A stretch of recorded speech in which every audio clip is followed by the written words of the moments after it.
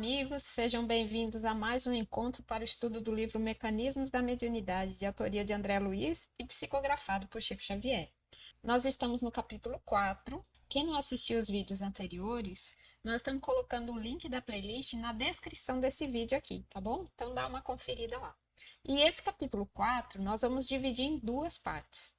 Hoje nós vamos falar a primeira parte, que tem esse capítulo tem o título de matéria mental, e nós já vimos anteriormente que essa matéria mental ela se comporta da mesma forma que a matéria física, com átomos e ondas. Nós já vimos também que no universo não existe vácuo, porque o universo está completamente preenchido pelo fluido cósmico universal. Então, nesse capítulo 4, André Luiz vai abordar a criação da matéria mental, usando justamente os recursos do fluido cósmico universal. Então, vamos lá. Ele fala que a ação responsável pela transformação é o pensamento. E ele vai detalhar para a gente como é que isso acontece aqui nesse capítulo. Na primeira parte, nós vamos abordar os itens pensamento do Criador, pensamento das criaturas e corpúsculos mentais. No primeiro item desse capítulo, que se chama Pensamento do Criador, André Luiz começa relembrando que o fluido cósmico universal é a matéria-prima para todas as formas do universo e elas são moldadas para expressar o pensamento do Criador, ou seja, o pensamento de Deus é essa força que dá forma a tudo que existe no universo. E aí a gente vai lá para o Livro dos Espíritos, e lá Allan Kardec fala do fluido cósmico universal na questão 27. Quem quiser dar uma olhadinha, confere lá. E ele pergunta aos espíritos sobre a origem dos elementos materiais. E os espíritos esclarecem que a matéria primitiva, ou fluido cósmico universal, é a base de todos os corpos, sejam eles sólidos, líquidos, gasosos, fluidos e etc. Quer os corpos sejam pesados ou imponderáveis, e ele inclui aí também as radiações, gente, ou seja, até mesmo a luz é considerada matéria. E vejam que isso foi escrito 60 anos antes de Einstein escrever a famosa frase, a famosa equação E igual a mc quadrado, que descreve a possibilidade da matéria se transformar em radiação e vice-versa, explicando, por exemplo, como que a matéria que compõe o Sol pode ser convertida em luz, calor e raios cósmicos. Para quem quiser conferir a questão 27 do Livro dos Espíritos, ela está lá na primeira parte, no capítulo 2, onde Kardec vai abordar os elementos gerais do universo. Mas vejam, no Livro dos Espíritos nós temos conteúdos que a ciência ainda não dominava naquela época. Mas voltando aqui para André Luiz, ele conclui esse primeiro tópico que fala sobre o pensamento divino, dizendo que no macrocosmo e no microcosmo, ou seja, em grande escala ou pequena escala, nós observamos as manifestações da eterna sabedoria que mobiliza incontáveis agentes para estruturar sistemas e formas em uma variedade infinita de graus e fases. É muito complexa a natureza, realmente, mas é tudo de acordo com o pensamento divino. E quando ele fala desses incontáveis agentes, ele está se referindo aos co-criadores, às criaturas como, por exemplo, os seres humanos. As palavras de André Luiz são as seguintes: Deus, a eterna sabedoria, mobiliza incontáveis agentes para estruturar sistemas e formas. Esses incontáveis agentes, quem são? Nós mesmos, as criaturas divinas. Essas criaturas que possuem a capacidade de moldar a matéria mental, gerando criações temporárias de acordo com a necessidade de progresso. E quando a gente fala temporário, esse temporário pode ser um tempo muito curto ou pode ser um tempo longo para a nossa escala de vida, porém, levando em conta a infinitude do tempo, ele pode um dia se acabar, e por isso mesmo é temporário. A inteligência humana, dotada da capacidade de mentalizar e co-criar, utiliza os recursos disponíveis a depender do nível evolutivo em que ela se encontra. Nos fundamentos da criação, vibra o pensamento do Criador, e sobre esse plasma divino, vibra o pensamento das criaturas, constituindo um vasto oceano de força mental em que os poderes do espírito se manifestam. Esses pensamentos se graduam em diferentes tipos de ondas, desde os raios super ultra curtos das legiões angélicas até as ondas fragmentárias dos animais. Traduzindo para a frequência, o pensamento das legiões angélicas ou espíritos puros, ele estaria na faixa de altas frequências. E essa frequência vai diminuindo quando a gente vai indo para as criaturas em menor estado de perfeição. No caso dos animais que têm o pensamento fragmentado, nós teríamos o nível mais baixo, baseado principalmente nos instintos, e ainda incapaz de estabelecer certos tipos de raciocínio. Por exemplo, um pet não é capaz de pensar no sentido da vida ou na existência de Deus, porém já tem o amor em desenvolvimento, que vai avançar e evoluir na medida em que esse espírito progride.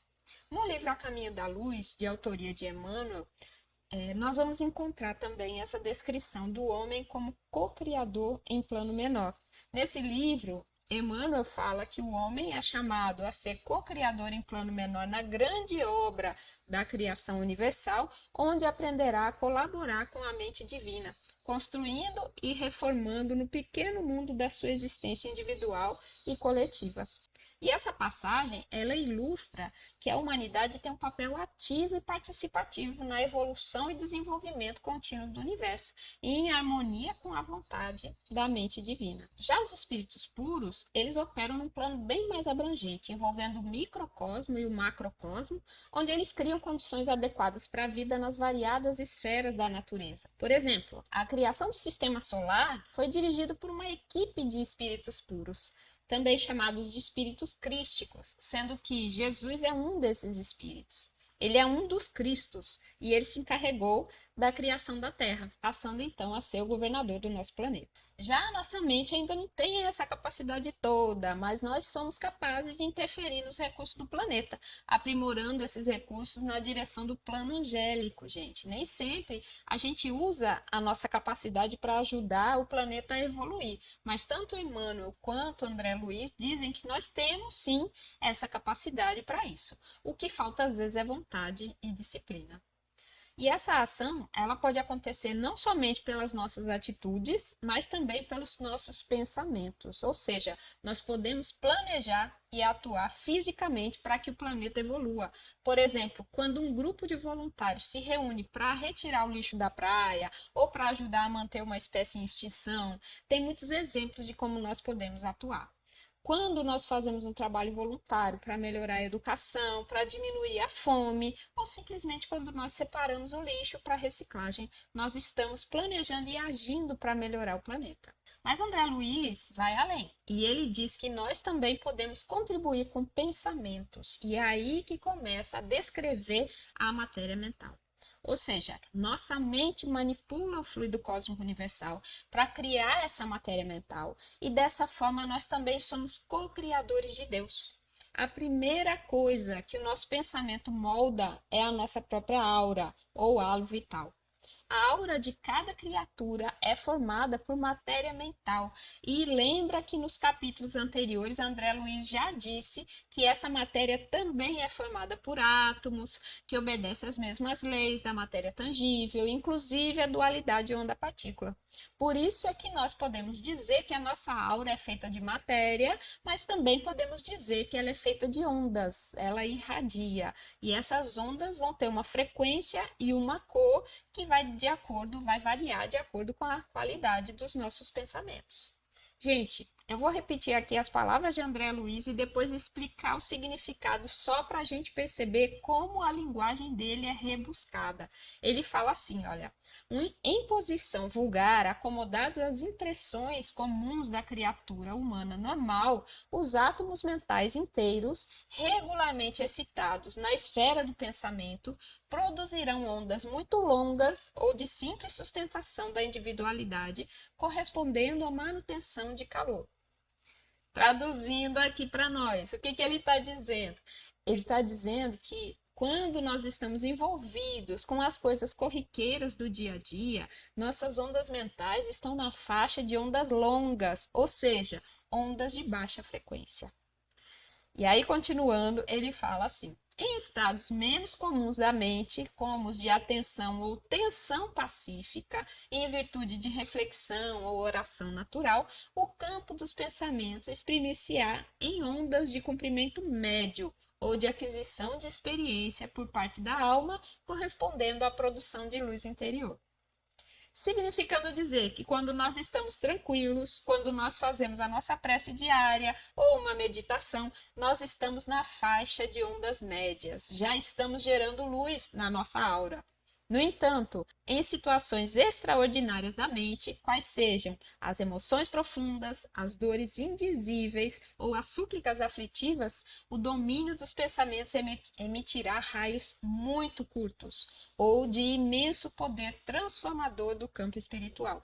Aquela prece sentida que a gente faz no momento de dor, ela vai estar na região de ondas curtas, ou seja, as mais altas frequências. Nossa prece mais sofrida é a mais elevada, de acordo com André Luiz. E de acordo com Chico, vocês se lembram? A prece das mães arrebenta as portas dos céus. Significando dizer que elas são muitas vezes as mais doloridas, as mais sentidas, e são de fato.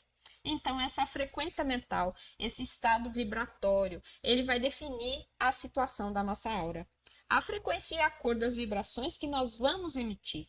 Lembrando que nós estamos falando de matéria mental, que não é visível para os equipamentos humanos. Mas os médiuns, que têm a faculdade de dupla vista, eles são sim capazes de enxergar esse halo vital, essa aura das pessoas.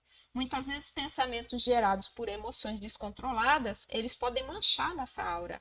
Mancha de um jeito que acaba adoecendo o nosso corpo físico. Aquela raiva intensa que faz doer a cabeça pelo resto do dia, aquele nervosismo que resulta em dor de estômago e por aí vai. A gente sabe, cada um sabe. Gente, como fazer para resolver essa situação de dor física? André vai contar para a gente na continuação desse capítulo. Mas por enquanto nós vamos ficando por aqui. Continue seguindo essa série de reflexões sobre o livro Mecanismos da Mediunidade e até a próxima.